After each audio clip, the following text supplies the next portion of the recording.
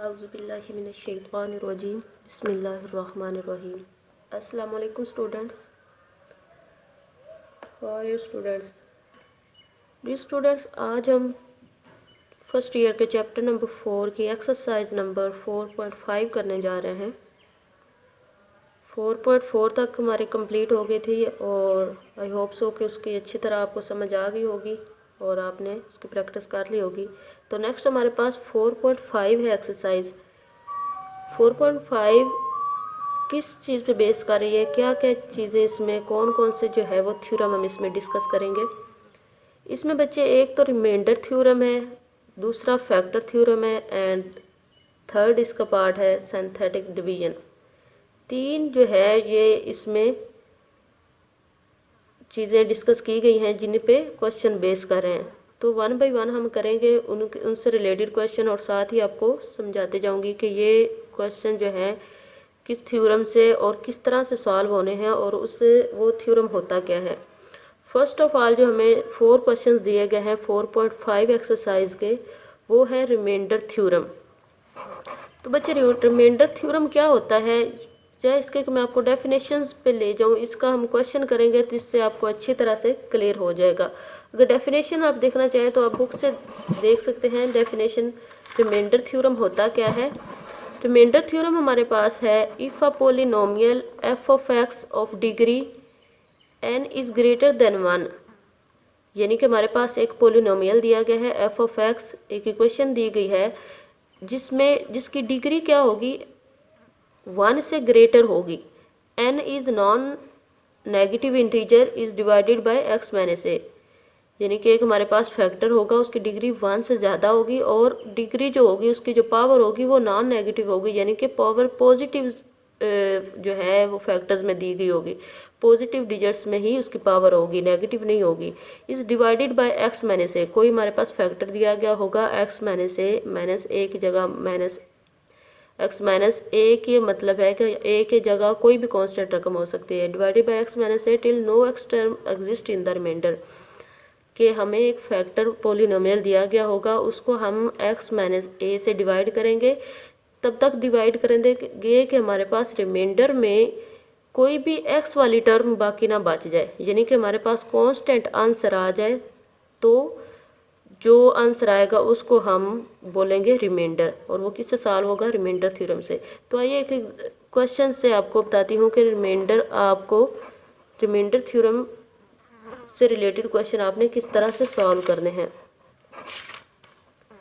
तो फर्स्ट हमारे पास बच्चे क्वेश्चन है x square plus 3x plus 7 and factor हमें दिया गया है x प्लस 1, जो कि x माइनस ए डेफिनेशन में जिसको बोला गया है, और ये हमारे पास है f ऑफ x, यानी कि पोलिनोमियल हमें दिया गया है।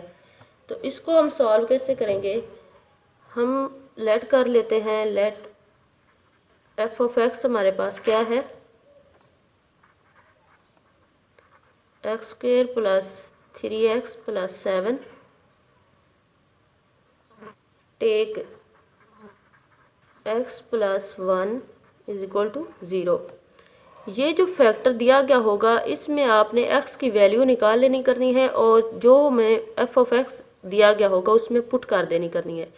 फिर से बताती हूँ, रिमाइंडर थ्योरम में आपने क्या करना है कि जो डिवाइडेंड दिया गया होगा हमारे पास, जो डिवाइज़र दिया गया होगा उसको आपने वहाँ से x की वैल्यू निकाल लेनी करनी है, उसको 0 के इक्वल पुट करके, और उस x की वैल्यू जो है वो इक्वेशन जो हमें दिया गया होगा f ऑफ x पोलिनोमियल दिया गया होगा उसमें पुट कर देनी करनी है।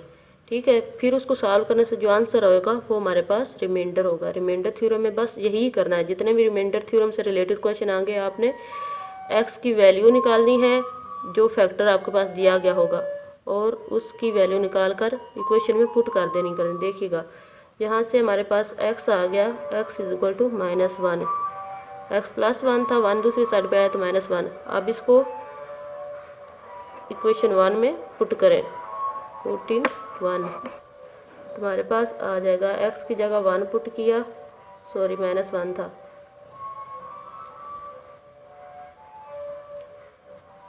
-1 का square plus 3 into -1 plus 7, x की जगह -1 वैल्यू पुट कर दी है।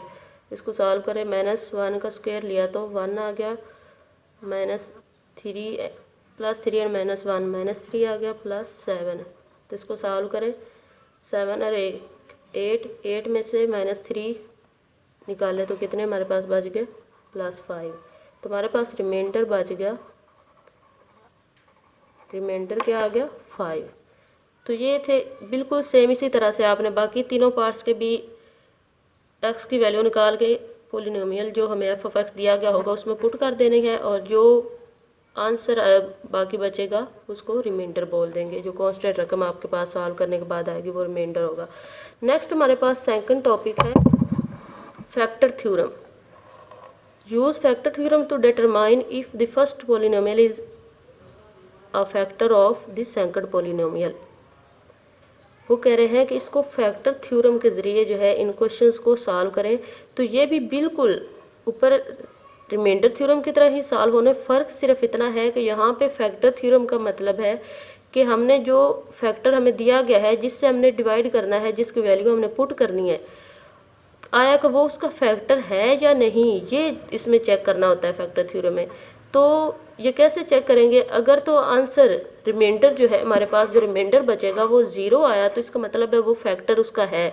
मिसाल के तौर पर यही क्वेश्चन मैं देख लेती हूँ, यहाँ पे हमने x+1 दिया गया तो फैक्टर हमने चेक करना था कि ये इसका फैक्टर है या नहीं। तो हमने क्या किया, x की वैल्यू निकाली, -1 उसमें पुट की, तो पुट करने से आंसर हमारे पास 5 आया। इसका मतलब है आंसर 0 नहीं, रिमाइंडर कुछ ना कुछ बच गया। अगर आंसर 0 आ जाता तो इसका मतलब था कि ये उसका फैक्टर है, और लेकिन यहाँ पे ये फैक्टर नहीं है। तो ये देखते हैं नेक्स्ट क्वेश्चन नंबर 5 जो कि फैक्टर थ्योरम से सॉल्व करना है।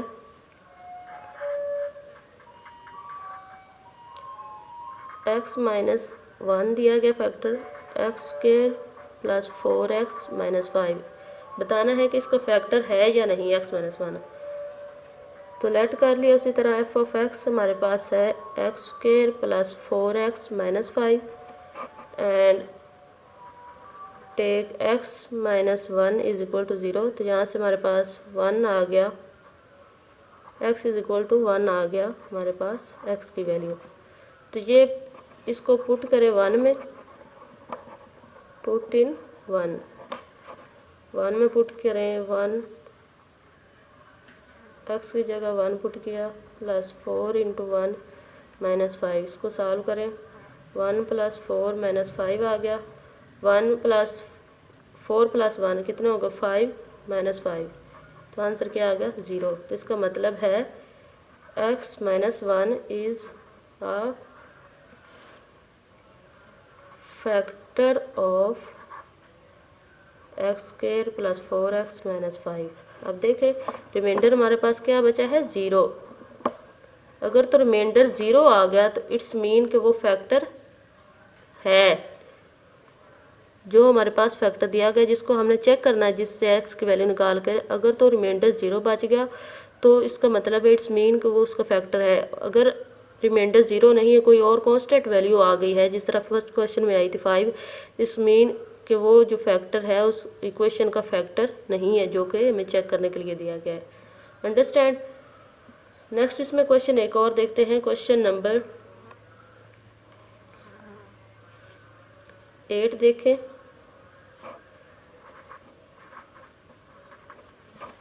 क्वेश्चन नंबर 8 भी फैक्टर थ्योरम से सॉल्व करना है। इसमें फैक्टर में दिया गया है x-a एंड इक्वेशन हमारे पास x की n - a की n, where n is positive integer. तो एफ ऑफ एक्स हमारे पास है x की n - a की n,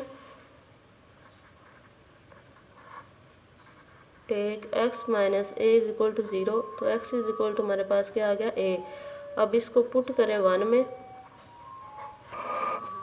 1 में पुट किया तो x की जगह पे a पुट करना है, a की n आ गया -a की n। तो देखिए a की n - a की n कैंसिल होकर क्या आ गया, 0। इसका मतलब है कि x - a जो है इसका फैक्टर है। बिल्कुल ऐसे ही क्वेश्चन नंबर 9 भी और क्वेश्चन नंबर 6 और 7 भी आपने सॉल्व कर लेना है। जो भी फैक्टर